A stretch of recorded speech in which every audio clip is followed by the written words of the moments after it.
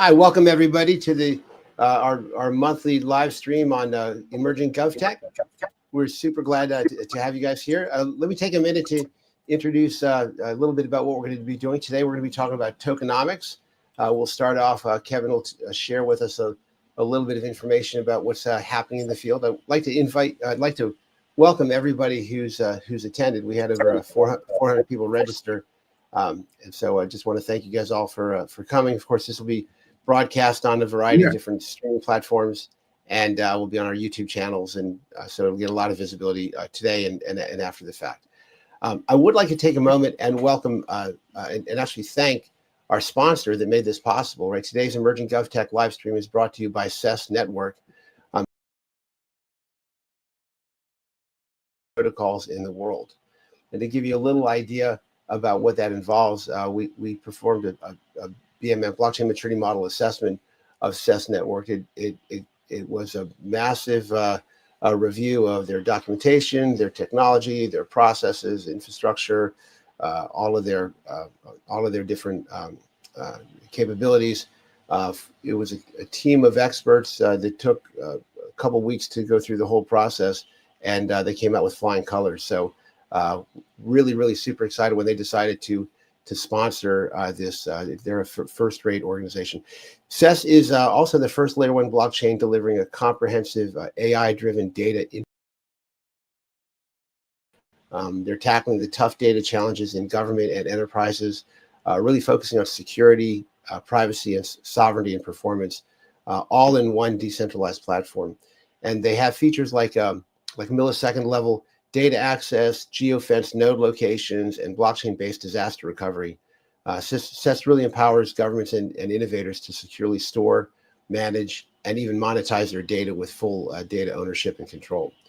So whether it's powering a decentralized data marketplace, real-world asset management, or AI and Web3 applications, CES provides a scalable, cost-efficient solution really built for the future. And so you can learn more about them at ces.network.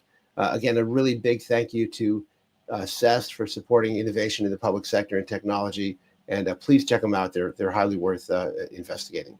So with that, again, I'd like to just tell you what we're going to be talking about today is tokenomics. My co-host, Kevin Jackson to you. Oh my God. That reminds me, years ago, I was giving somebody a tour of our office, and I went to introduce my boss, and I forgot my boss's last name.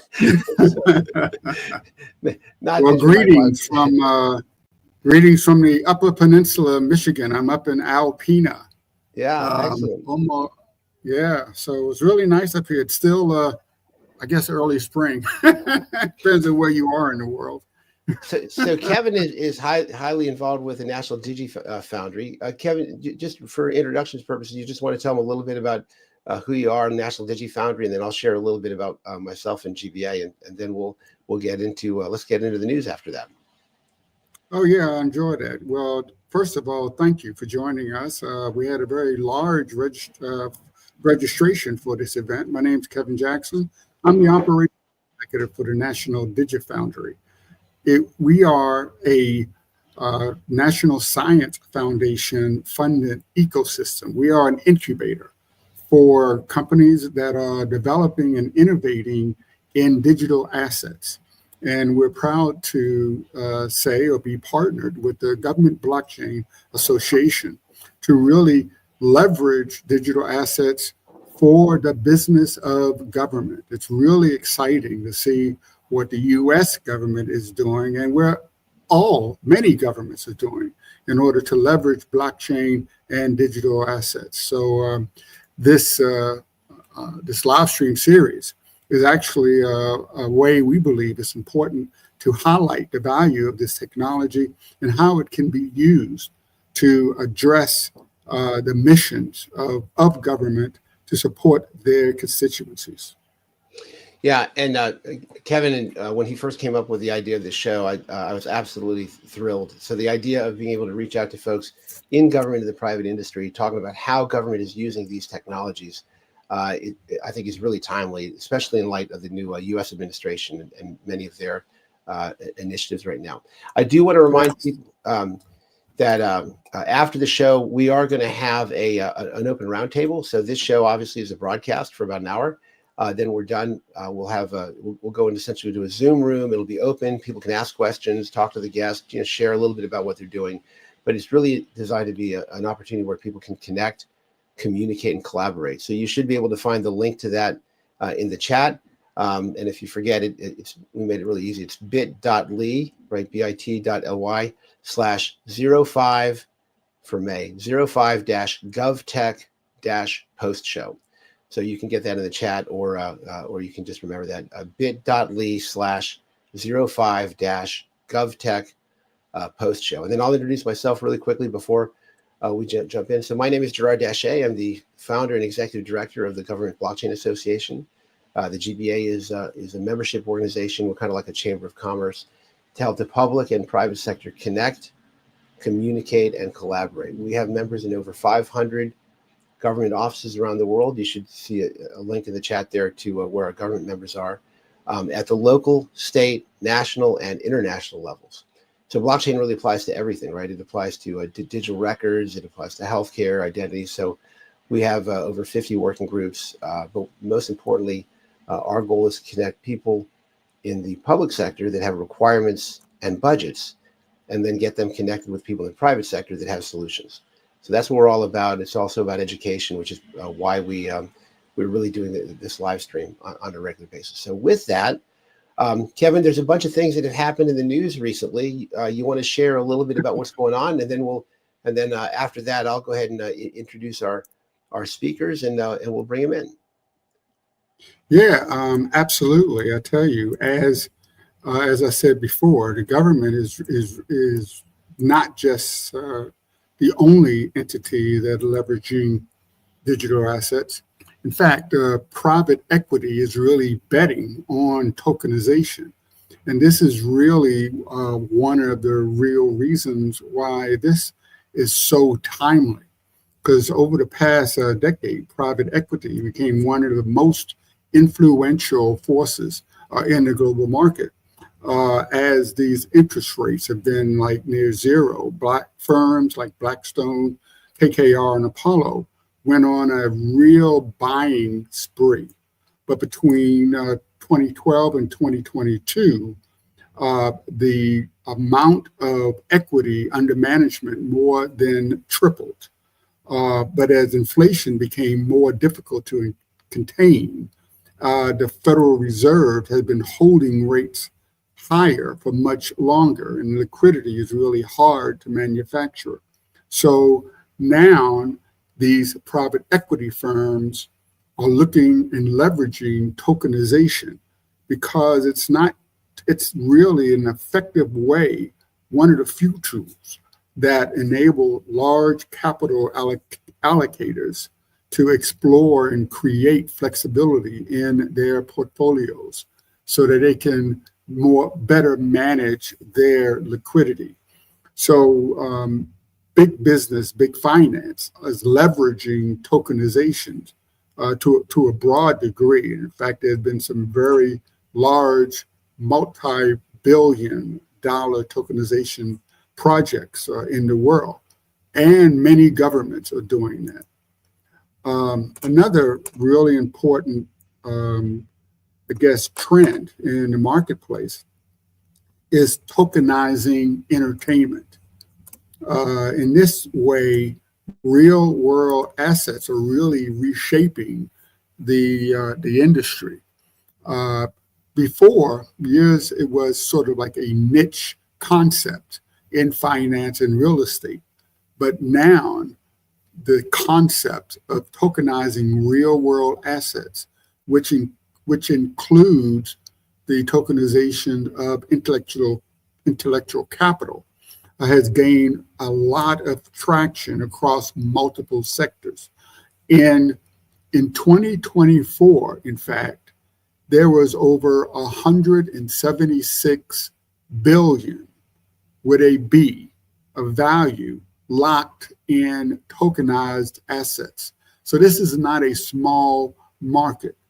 Platforms like Polymesh and Royal.io are facilitating contracting to enable automated royalty distributions through smart contracts. The rapper Nas, for instance, partnered with Royal to offer streaming royalty rights for his songs Ultra Black and Rare, making him the very first artist to sell song rights through tokenization. As tokenization spreads across music, art, and live events, it's really clear that entertainment is entering this Web3 era that invites participation from the audience and the fans. So these real world assets are now being digitized and decentralized to get more fans and give them much better experience as the whole industry is moving towards more transparent and equitable future. And this is something that governments want to do as well. So it'd be a great model for governments as they leverage blockchain and Web3 technologies. Yeah, and that's so right on, because, and I put this comment in the chat. You know, anything that people spend money on, right? The governments are interested in, right? If you pay to get a haircut for your dog, your local government's going to be involved, right? They want it to get that, right? Exactly, and so the governments are watching to see where is the money, where is it being spent, who's doing it, and you know that they're looking at all of these things. But listen, let me transition over. Let me transition over now to tell you a little bit about our speakers. I'm so incredibly excited about these speakers. So the first one I want to tell you about is Dr. Chris Smithmyer. Now, I have to tell you honestly, when I first met Dr. Smithmyer and I started hearing about all of his accolades and accomplishments, I was like, there's no way anybody could actually do that. I mean, Chris has got, he's written 14 books, right? He's got over 9 advanced degrees, right? I mean, I got to tell you, when I graduated, school, some people graduated summa cum laude. I graduated thank you laude. But to imagine that somebody's got nine advanced degrees is incredible. He's a primary author of the GBA's blockchain maturity model Token Supplement, which we'll talk about today. He's a co-lead of the GBA's cryptocurrency working group. He's the CEO of Black Wallet Limited, which is creators of the Kiro stable token, internationally recognized conflict resolution expert, and just an incredible guy. I've had the opportunity to work with him on a number of different projects, and I'm amazed at how he opens his mouth, and just all of this brilliance just pours out on so many subjects in this space. So super excited, and equally excited to have Monika Proffitt with us. I haven't known Monika as long, but I was impressed the moment that I met her. And shout out to Block Pro and Milton for making that introduction. But I was impressed with her so much that we almost instantly asked her to lead the GBA Investor and Startup Working Groups. She's got a very strong relationship with BitAngels, and just brings great connectivity, knows lots of people in the network, extensive experience working with startups across renewable energies, real estate, crypto. She's the author of a book, Blockchain 101, Fundamentals of a New Economy. She's an accomplished educator, a global keynote speaker at MIT, CUNY, Notre Dame, and many more. And she's going to spend some time talking to us really about how startups and investors can engage responsibly in the emerging tech space. So with that, I'd like to absolutely bring them on board. And listen, what I'm probably going to do is I'll ask them a question. They're probably just going to take it from there. So while technically I'll be moderating it, we're just going to let them have at it. So with that, let them spew forth. I mean, this is such an honor to have them on board. Absolutely. So Chris and Monika, the first question I'd like to ask you is, what is tokenomics? What is tokenomics? That's a loaded question. It's a very broad question. I would just say that the simplest, quickest way that I would answer that is tokenomics is the vehicle used to do digital tracking all the way down to a very, very, very small amount. And by tokenizing something, you can track it on the blockchain in a very effective manner with incredible granularity and in a fraud-proof way. That doesn't have to always mean end with money, and that has a fiduciary piece of it. It usually does in most of these, and the conversation that we're going to have today is mostly financial, but it also, you can tokenize something that simply needs to be tracked extensively. Chris, with all of your 9 degrees, what else do you have to say about what tokenomics is? Well, I agree with everything she just said about that's the main purpose of tokenomics. Tokenomics are like the gears of the token that make it work forward. And as you're looking at tokens in the world, what they do is a component of how they're made. And the tokenomics walk you through the process of looking at each piece to make sure those gears, they can either run like a carnival toy that's going to break after 30 seconds, or they can work like a fine Swiss timepiece.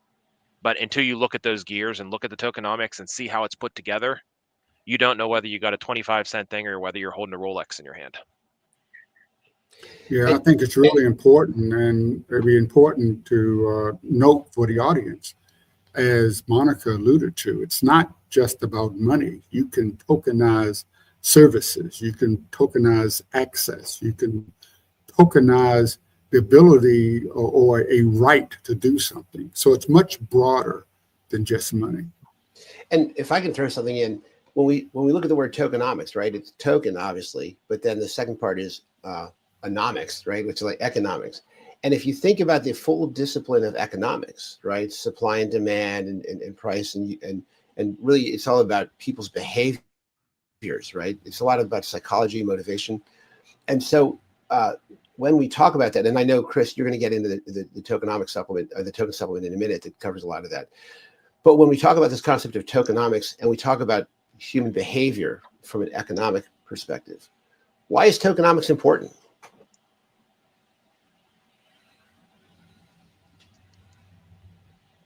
And don't rush me all at once. It's like whenever you go to a store to buy something. Yeah. It's like whenever you go to buy something, you do your research. Like if you're going to buy something expensive, I'm not talking about buying a Snickers bar. I'm talking about like buying a car, buying a house. You take your time to check and make sure that things are done properly. And really with tokenomics, what they are doing is they're giving you the opportunity to look into that and make sure that what you're buying is what you think you're buying. So when you're looking at the tokens out there, everybody hears so much on TV about, oh, these are the bad tokens. These are horrible. This is what happened to people. But then you look at the good tokens. You look at the DAG token from Constellation. You look at Solana. You look at these tokens that have been around and stood the test of time. You look at their bones and you see how they work. And tokenomics gives you the opportunity to do that. So it's like your X-ray machine for coins. Oh, I like that X-ray machine for coins. When I first discovered how tokenomics worked and what that word even meant, taking this digital concept, this digital capacity, and merging it with economics, I'm going to date myself terribly right now, but it was like taking the Etch-a-Sketch and shaking the Etch-a-Sketch on monetary policy, on economics as we know it. And, you know, the United States dollar, you think it is just a standard, but that's because in our lifetimes, we've known it to be a global reserve currency. It has not always been, right? And it will not always be. Sorry to burst anybody's bubble there, but, you know, when I started seeing outside of the box of all of these assumptions that I had on traditional economics, and that this amazing technology gave me the opportunity to start rethinking what was good monetary policy, what was a healthy coin, what would a healthy money look like, and how should money behave. That's when I got very excited. The artist in me was like, ooh, wow, I could be a nerd in like both my right and left brain at the same time. This is incredible, you know? So, you know, the visual artist with a spreadsheet is a dangerous thing in the tokenomics world. But that's where I got hooked on tokenomics models and taking them apart. So yes, looking under the hood and seeing if you have a Rolex, but regardless of if it's already has value or not, does it have the bones of something that's healthy?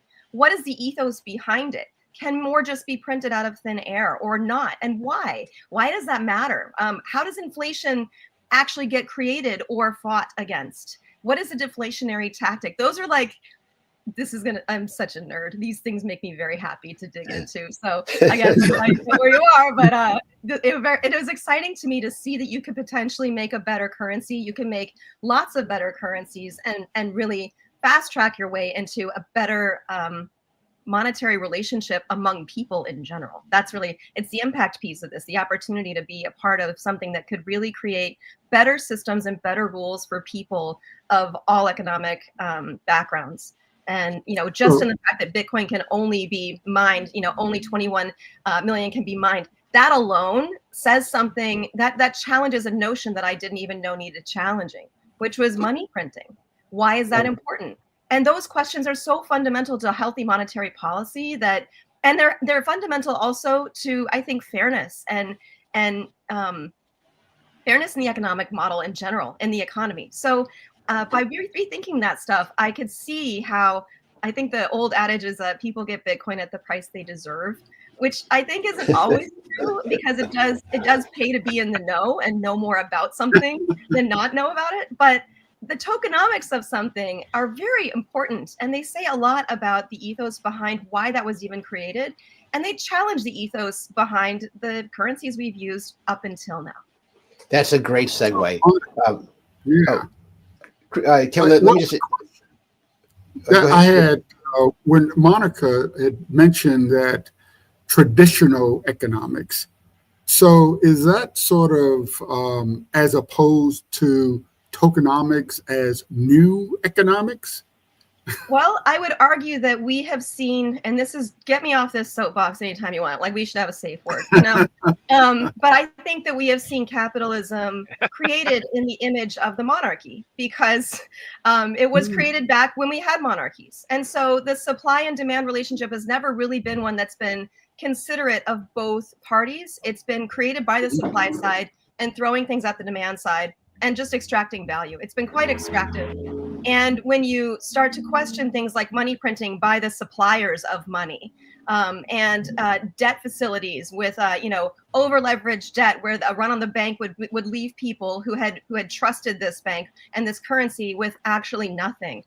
When you look at those mechanics, you can see how we don't even really know what capitalism in a post-monarchy world looks like, because we haven't recreated it, and now we have the tools to do so. Anyone can say, I'm going to make something behave differently. I'm going to put it out in the market, and I'm going to market it. I'm going to hopefully get people to buy it because this idea is a better idea. And that's not been something that anybody outside of a huge government could ever even consider. And no government would be incentivized to consider it. Now, all of the demand side can be creating things for the supply side as well, and can be reconsidering how the demand side gets treated in this whole relationship. So I think this is the beginning of democracy in capitalism, and I'm very excited for that. Yeah, Monika, let me use that point to transition, because I think it's a phenomenal point, and that is, so as people start to think about this for the very first time, right, moving out of the monarchy mindset, right, into the peer-to-peer, more, I'll call it more equitable, right, more level playing field mindset, right? They need some guiding principles. Somebody said to me one time, you mean, Gerard, we don't have all the right questions? And I said, no, what I mean is most people don't even have the right, I'm sorry. They said, are you trying to tell me we don't have the right answers? And I said, no, what I'm trying to tell you is most people don't know the right questions, right? And so, Chris, you spent a lot of time authoring the BMM Token Supplement. And in there, you laid out a number of different topics that people should use to evaluate a token, to think through this. Can you walk through when you're thinking about a token, whether or not to invest in it, or whether or not to build in it, what are those things that you identified in the token supplement? Things you've talked about, things like liquidity and utility, and what are the things people need to be mindful of? And then if we could put a link to the token supplement in the chat, then if anybody wants to research it later, it's a great resource for folks. But Chris, what are the things that people should look at in evaluating a token? Well, the first thing you got to start off is looking at your smart contract validity. Like, what does your token do, and did they actually test it, or was it just a couple high school kids that came up with a really offensive name and threw a token up online? Which a lot of those high school kids that did that are millionaires now. That's how meme coins work. You have a bad idea, you put it in code and throw it up online and see how many people think your bad idea is funny. So the first thing you want to look for is your security audit and your code audit to make sure that there are no backdoors. We've seen a lot of tokens go up where somebody can either do a rug pull, which is kind of the simplest, that's the old school Ponzi scheme type of dump, or they put a back door in it where they say, hey, we have this awesome thing, we call it a burn mechanism, man, and we have put it into a wallet and it goes away forever. And like, I just imagine Cheech and Chong like trying to explain this to somebody as they're driving down the road. And then somebody says, well, what happens if that wallet reactivates? And that's what catches you, because a lot of these dead wallets out there, they actually do still have their activation codes. And we saw that in 2017, 2019, and 2021, as billions of dollars of coins were dripped back into the market, which who did it? We don't really know, but it was people that were interested in cutting off the bull runs that were happening because it was effective all 3 times. Now, we also saw it try to happen earlier this year, but I don't think this bull has the leash on it that the old one did, and it just ran right through it. The fence didn't stop it. So first you look and see whether you got the code right. After that, you start breaking Chris, down into the actual tokenomic elements of it. Hold on, Chris, before you move on, because you talked something about the smart contracts, you got a lot of horror stories or war stories about smart contract audits, right? Because when somebody lists on their website, hey, we've had a smart contract audit or a code audit, you want to just tell people a little bit about some things to be mindful of in terms of just believing that? Okay. Smart contract auditors aren't gods, regardless of what they think. I have seen everything whenever we were doing token projects from, I called a smart contract auditor. They were in Germany. I'm not going to out who they were, but I said, hey, what does it take for me to get my smart contract audited by you guys? We want to get an audit done. The guy said, okay, you send me $500 and we'll give you the stamp. I said, well, where should I send the code? And he said, why do I need your code? There's a problem. Like he didn't even want to look at my code. He wanted $500. He was going to put his little Knight logo on me and be like, you're certified. Congratulations. No, you have to be certifiable to use somebody like that.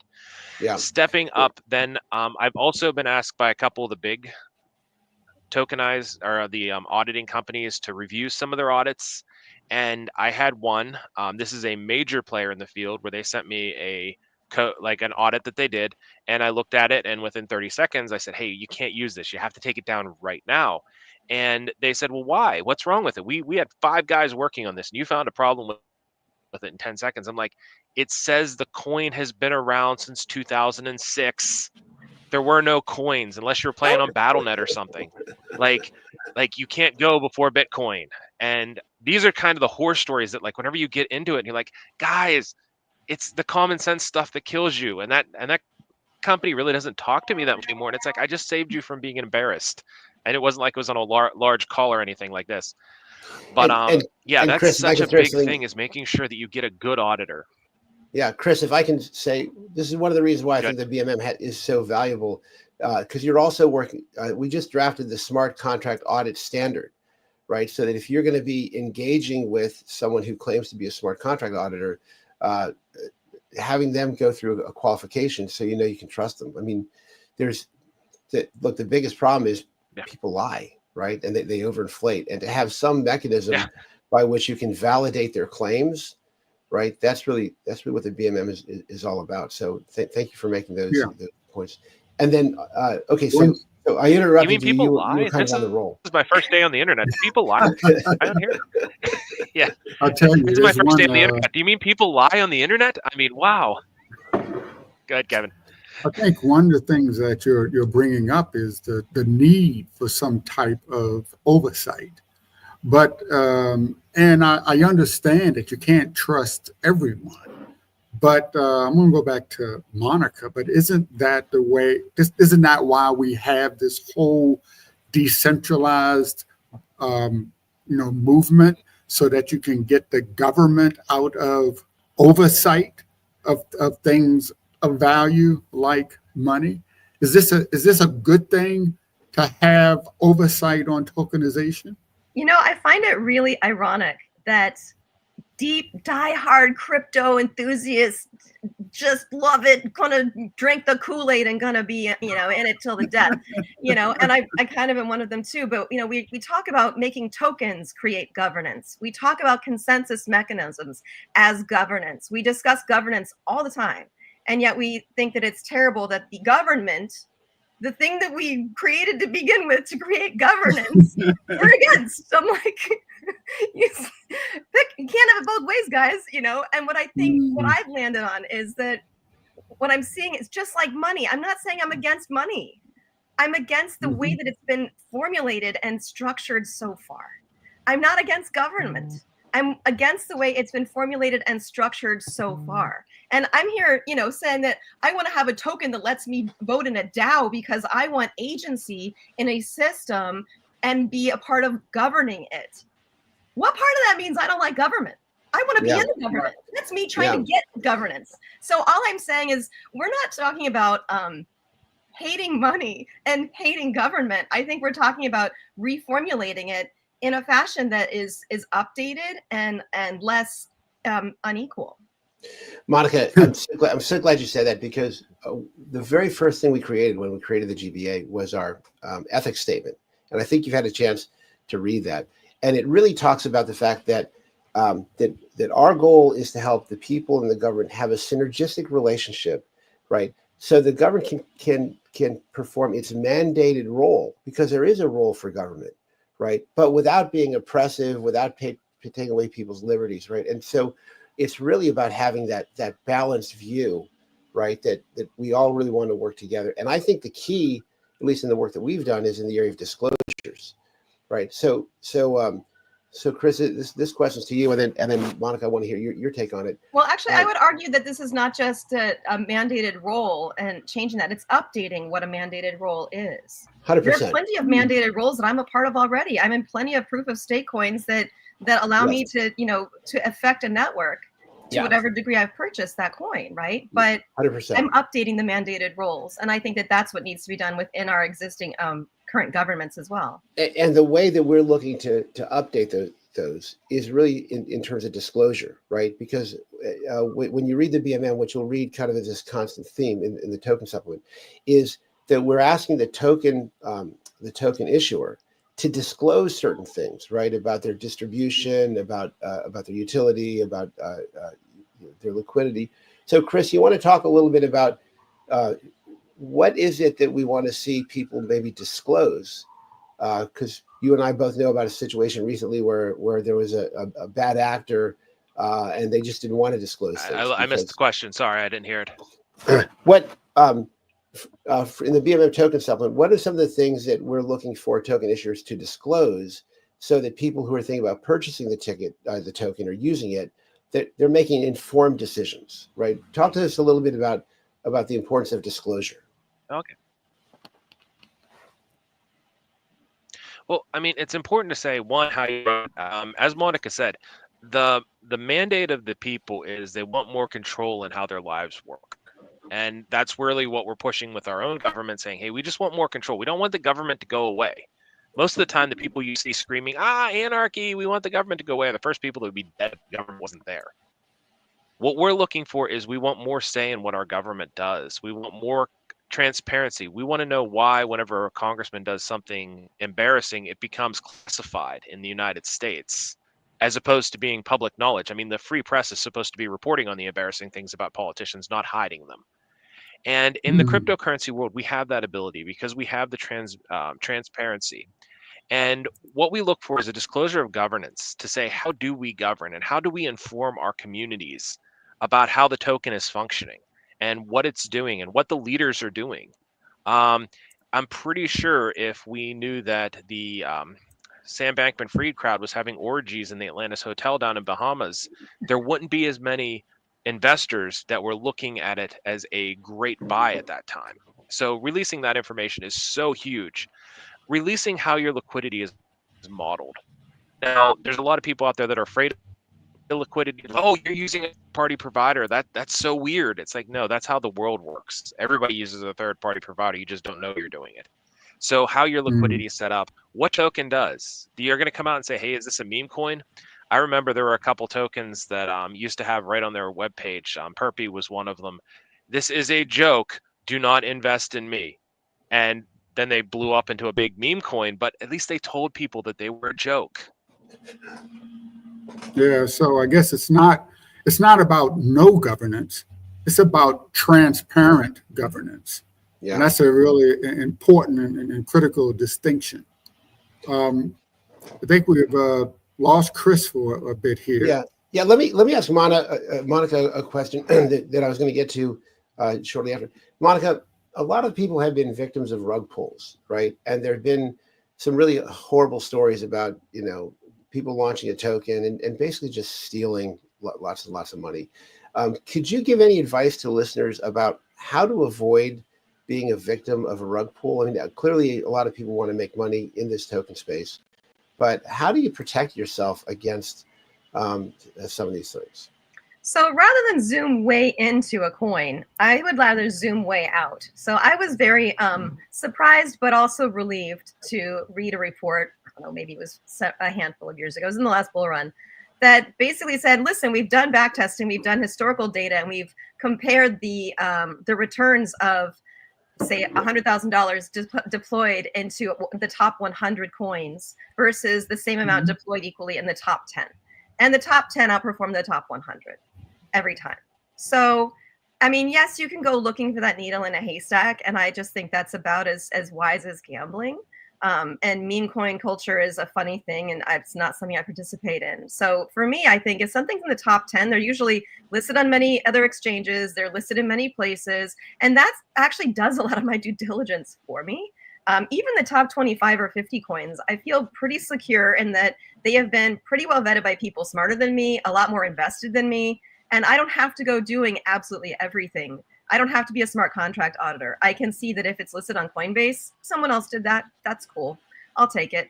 And I do choose to trust things like the due diligence of Coinbase, mostly because I see them gaining so much traction in the market. And actually, they were just admitted to the S&P 500. So if you are a Coinbase stockholder, you're a pretty happy person today.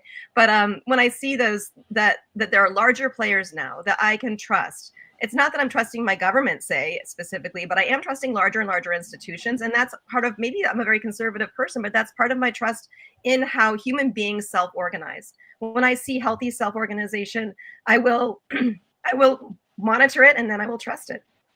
I think that's a great point. That if you're dealing with more reputable institutions, you're going to be safer. But how do you also protect against the FTXs, right? FTX was, I think, considered a very credible reputation. They had a lot of, and I see this a lot of times. People will come forward and they'll say, "Hey, look at all the people that are endorsing us. Look at these movie stars. Looking at, you know what I'm saying? Look at the all of these. I'll call them Hollywood stars, right? Even in the financial market." And so, how do you make sure that you're not getting caught up in who was the guy years ago? Caught up in the hype? In the hype, right. But who was the guy on Wall Street? He had that big Ponzi scheme. Everybody was invested in. Bernie Madoff. Bernie Madoff, right? Bernie Madoff was considered one of the most highly respected financial people in the world, right? And he was a total scammer. So anyway, I don't know that you can protect against those, but I'm just wondering any thoughts on that. Well, I like that you brought up, a traditional investor right alongside a non-traditional investor, and that they were both scammers. And I think that's just part of, unfortunately, that's just part of the world of investment, is that you are going to have some bad actors, and there is sometimes somewhat of a roll of the dice at times. You can't, there's a reason why the FDIC doesn't insure all of this, and I think that's just part of doing your own due diligence, but also being as vigilant as you can be. And for me, when I see a whole bunch of celebrities, yes, it does something to make me think it's endorsed by more and more people. But when those celebrities haven't been in crypto for more than 5 minutes, I think they got a nice deal. They're getting paid. Good for them. Yeah. But, I don't buy Nikes because somebody tells me to either. I realize how endorsement contracts work. I kind of look for my own comfortable tennis shoes. Excellent. I think it's important for us to highlight the fact that individuals have to gather their own knowledge and don't get all your information from a single source. And with that said, I'd like to commend our audience that's doing exactly that. They're using information from multiple sources to get their own knowledge so that they are less likely to be a victim in this new and major business. Let's transition to one other topic. We're kind of running out of time a little bit, so I'm going to blend them together. How does tokenomics related to government? Let's just hit that briefly, and then more importantly, for folks that are listening, how can they learn more? Right? Are there public websites, YouTube channels, resources? Can they contact you? But if they're really interested in this subject, again, real quick, government's role, and then how can people learn more if they want to get deeper into the subject? So, Monika, let me start with you.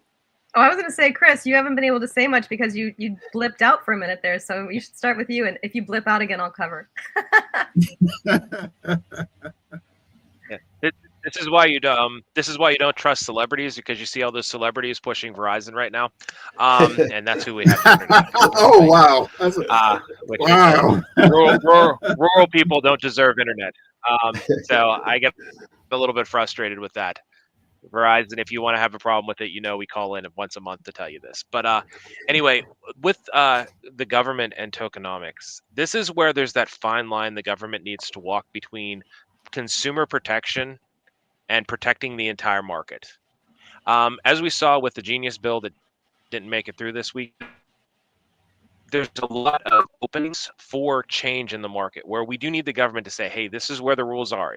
What are cryptocurrencies? Are they commodities? Are they currencies? Are they securities? And we have that. We need those questions answered. And realistically, they should be treated as currencies. And if they are a security, let them be securities. But there should be a very clear red line with that. And this is where tokenomics gets involved with the government, because right now we have a bunch of people on the Hill, and you can watch the senior senator from Massachusetts make comments about cryptocurrency, and then go look it up and see whether she knows what she's talking about or not. Don't take my word for it. Just watch some of her speeches. But we have a lot of people that don't understand how it works, and this is where they need to come to actual people in the market and see how they can work with it. So one of the things that I like to say is whenever FTX happened, the first person that Congress called to talk about cryptocurrency was Sam Bankman-Fried, the guy they just threw in jail, to get advice on how to fix the system. Now, I understand the principle that a criminal knows how the crime was committed, but is that the person we want designing our system? And we need to go through and say, do we want people like Sam Bankman-Fried who committed crimes, or do we want people that are industry leaders like Ben Diggles or Kevin or Monika coming in front of Congress and saying, this is what we need. Just give us what we need and the industry will take care of itself. You saw how well it worked with the internet after the government got out of it because they caused the .com bubble. The internet started taking care of itself, and it did pretty well. I mean, there are some things that I'd change, but hey, what can you expect when it's a decentralized system? Monika? I guess as long as you have humans involved, is you don't have to keep an eye on it, right? Yeah, exactly. I second everything you just said, Chris. So how if people want to learn more, right, can they contact you? Are there some resources? How does somebody learn more about go to the GBA website, YouTube channel? What are some resources people can have to learn more, get deeper in the subject? Well, I wrote Blockchain 101 so that my cousins and my family would know what I was even doing and why I cared about this stuff. And I mean, it's funny because you talk to there's a creator consumer spectrum. I think some people are going to think about how much they're dying to go build something new and smash this idea with that idea and make a thing that they've never seen before. And some people are like looking at the things that they can buy and have, and they're going, oh, I would be satisfied if I could go have that thing. And that spectrum is an interesting one because I've kind of fallen the creator side a little bit more. I'm a little dissatisfied with my options right in front of me. I want to go make something that I haven't seen before. But when I see something like a tool that is such a powerful tool as blockchain itself, and I'm like, but this is going to help all the people that are on the consumer side consume better and get better opportunities, better chance to engage in better markets. I'm like, but how do they not know? I have to do something, and the little educator in me comes out. So I think that's really the focus for me is how to always engage and educate people. So Blockchain 101 was my first kind of foray into that. I do speeches. I educated different institutions. I'm always nervous about chiming in because I can't tell if I'm frozen or not. You're not frozen. You're right there. No, you're good. And I have advisory as well. So reaching out on LinkedIn is usually how people find me, and they have me review their tokens, review their potential blockchain integrations, if they want to do a token launch, things like that. Those are important questions to ask. And along the lines, sometimes I end up giving people a little bit of an audit of the things they were thinking of investing in and maybe they shouldn't. Monica's she's very open. So if you go to LinkedIn and look up Monika Proffitt, she's really helpful. So please feel free to do that. I'm sorry, Kevin, didn't mean to interrupt. Yeah, I just want to like to say I really appreciate the way that you are educating the community and trying to help the industry improve itself. In the end, in order for an industry to be successful, it has to deliver value to the rest of us. I remember when cloud computing first started, people say, oh, nobody ever going to let someone else manage their data center. And now we have a multi-billion-dollar industry that we can't do without. You're going to see the exact same thing with, digital assets and blockchain. It's funny you mentioned the cloud because I was working in tech when SaaS and the cloud first kind of hit. And I remember making fun of the names, like, at conferences, like SaaS. Oh my gosh, nothing with the word, it sounds too much like ass. It's not gonna, it's never gonna, no one's gonna say that in a boardroom. The cloud, it's just vaporware. There's nothing there, And when I found myself being like blockchain, that's just got too many consonants in the middle. It's just I'm making fun of it. And I thought, Monika, you missed out on SaaS and the cloud. I think that now the data is, if you're making fun of the name, it's probably worth looking into. It literally was because I made fun of the name that I gave it a really thorough pass. And I was like, oh, this is probably the next cloud. It's like those people back in the 1700s keeping their money in their mattress, making fun of the bank. Yeah. Chris, what do you think? How can people learn more about this subject, and can they reach out to you if they have any questions or comments? Oh, definitely. Our website, curiouscoin.com, is available, and we try to get back to people as quickly as possible. I'm pretty public out there too. People can add me on LinkedIn if they want to learn. I do know that there is a really cool conference next Wednesday in Cleveland that's being run by some GBA members at Cleveland State University. It's on Internet of Things and blockchain, so it's going to be really cool. Kevin and I also have a conference coming up next March. If anybody wants to come and hang out with us on a cruise ship for a week and learn about blockchain and learn about all the new stuff that's coming out, because we do have some announcements that are going to be coming up where Black Wallet's partnered with the National DigiFoundry. So that's a great way to look at it. And as Gerard said, the GBA website, you very rarely see a group of people come together like the GBA. And we're not perfect. None of us say we're perfect, but we have most of the industry covered, and we do have people that can talk to you about pretty much anything. And if you want somebody to talk to you about nothing, we also have people that can talk to you about that. So it's a really good group, and I really recommend joining it. And that's gbaglobal.org, right? Golf Bravo Alpha, or Government Blockchain Association, gbaglobal.org. Kevin, let me turn it over to you. I'm sure that there's some folks that might have some questions. And I just want to remind people about two things before we get into the question and answers. The first one is, again, I want to thank CES Network, so CES.network, Layer 1 protocol, especially focusing on AI and AI and what was the other thing? Well, a whole variety of things, but really great for government. And then secondly, just to remind you guys, we are going to have a roundtable at the end. It's going to be open. So when we're done with this, if you go to bit.ly/05-govtech, TECH, GovTech post show, we'll just be in there. That'll just be open. There's no real format. Just feel free to come in and chat. So Kevin, I'm wondering if folks have questions, maybe they can put it in the chat or any questions that you have. But why don't you roll us here until we close out? Well, one thing I'd like to like in the audience, I mean, if you want to interact directly with Monika and Chris, please join us at the roundtable. You can stump them with your questions directly instead of going through us. The other thing I'd like to sort of note is all of the different terms that we've used. I mean, we've used cloud, we've used blockchain, we've used stable coins, we've used token, we've used meme coin. All of these terms are really central to how this industry is evolving. So learn about them. They're all connected, and they're all important to your economics, your personal economics.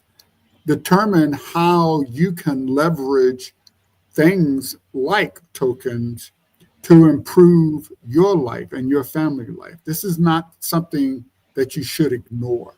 It's critical. And if anyone's interested in contact with me, I'm also on LinkedIn and the National DigiFoundry, where we are supporting entrepreneurs, innovators, and people that are managing their own personal lives so they can get training and education and understand how they fit in this entire movement. So you can visit us at digifoundry.org, or you can find me on LinkedIn or on X, Kevin Jackson. And I want to thank you again, Chris and Monika, for joining us in this important discussion. If anybody has any questions, we got a couple minutes. We can entertain questions in the chat. You'll also be able to get this full video on the GBA YouTube channel after the fact. But if nobody else has any specific questions, then we can roll over to the Zoom. Chris, do you have any parting thoughts? Then Monika, I'm going to ask you next. No, if for people watching, if you want to throw it up in the chat. Yeah, if you want to throw the link in the chat so that people can go to it, that would be a good thing too for the roundtable. All right. Yes, and I have one last plug. Since it's May, we have about a week until an event for BitAngels NYC that I'm hosting. If anybody is in New York City, it's all over LinkedIn now. I posted it to my profile, and we have an event coming up. It's a pitch event with BitAngels. If you are, a founder, you have a great company you're building in the Web3 space, you want to pitch, please apply to pitch, and we'll have links as well in the Zoom roundtable. So come on in. I'll put those up, but you can also find them on my LinkedIn profile. I've been putting it out throughout LinkedIn quite a bit. There is a question in the chat. Anybody insights in Solidity? So I'm not sure exactly what the question is.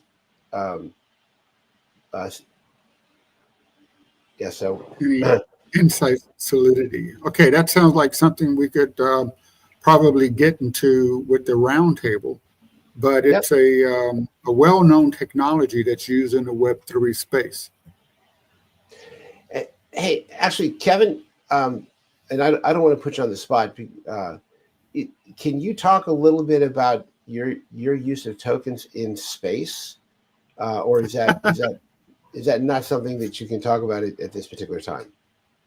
Well, what I'll say is that the whole aspect of real world asset tokenization can be used in multiple areas, and the National DigiFoundry is actually, as part of the activities in the Space Working Group, we are creating and developing a ecosystem to leverage tokens to build a spaceport. So this gives you an opportunity to participate in the growing space economy. And I'm happy to share that Dr. Smithmyer is helping us design the whole tokenomics structure. We are also working together on a different project that will be doing a real world asset tokenization of sports and entertainment venues. Yet another area that you can get involved in through the National DigiFoundry and the Government Blockchain Association. If we're going to be putting plugs in, I would say if you are a member of either organization, National DigiFoundry or the Government Blockchain Association, you can get an equivalent full membership in the other just for 15% of your membership fee. So you can get all of this goodness at a significant discount. So join either the National DigiFoundry or the Government Blockchain Association. Awesome. And so with that, let's go ahead and wrap it up. We'll go over to the roundtable. Anybody that wants to just talk to Monika and Chris or just share the stuff that you're doing, we'll see you over there. So thank you all very much. Jordan, I'd like to thank you for the production of this event. Everything's gone great. Really appreciate all of your work. So thanks, everybody. We'll see you at the roundtable. Thank you.